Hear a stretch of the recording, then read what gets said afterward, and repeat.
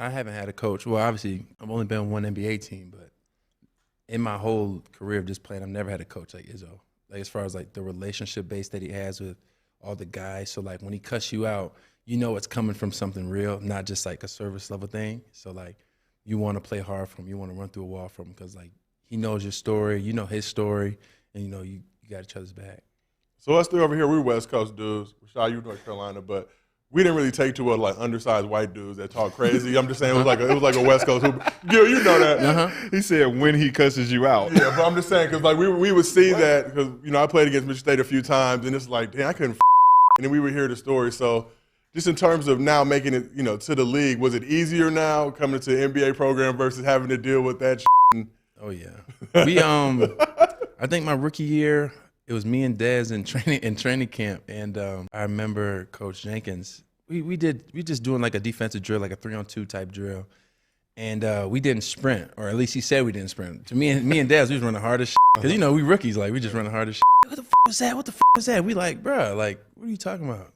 And he like you really try to get on us, and all the other vets was looking at us to see our reaction. We were just kind of like, nah, bro, this ain't really nothing compared to college. Like in college, bro, coach would literally like, because he's short, he'd try to stand on your toes to try to get a little taller. You'd be like, bro, like come on. So like for Coach Jenkins, like obviously he got a lot better at being more personable as like my career went on. But yeah, it definitely prepared me for this moment for sure. So when we talk about Michigan State, we got to talk about Draymond Green. You're a second-round pick yourself like Draymond. How much of a mentor has he been for you as you've made that transition to the league?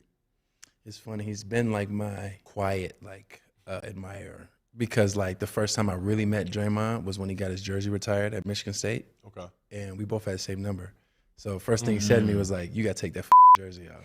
And this is going into my junior year. So I'm like, that like I'm trying to earn my own keep and stuff like that. We had just came up with Final Four too, my sophomore year. So I'm like, I don't know. Like I feel like I'm starting to get known around the country at least. So I'm like, nah, man, that. But like his whole path and how he went from being literally the same pick as me, from being the type of player he's the defensive-minded playmaker, and then obviously him showing early on in his career that he could shoot the 3-ball and stuff like that. Like I admired literally his whole step and how he did his career for sure. But like whenever we see each other, like I try to go at him for sure because I'm never gonna forget what he said the first time we met.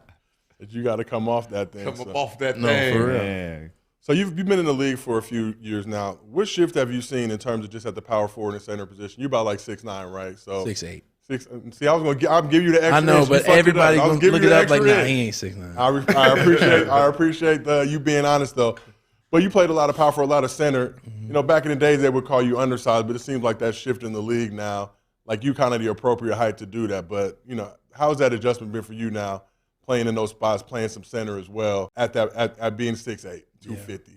I mean, I think the strength part of it is the reason that I could do it. So like when I get matched up against a guy like Joel Embiid or Jokic or AD, like I'm just strong enough to be able to hold my own because obviously them guys are way taller than me. I've seen like the main way to really stick on the floor if you're going to be undersized is you just got to be able to stretch the floor. You got to be able to just be a threat from the three-point line. And that's something that, like, as my career's been going on, I've been seeing it more like, okay, damn, like I really got to have a summer dedicated to this so that, like, I can be more respectable going in just so I can play the 5. Because I'm most comfortable playing the 5. I've been playing the 5 my whole career. So, like, if I want to stay doing that, I got to be able to stretch the floor and play small ball 5 or slide to the 4 and do the same thing.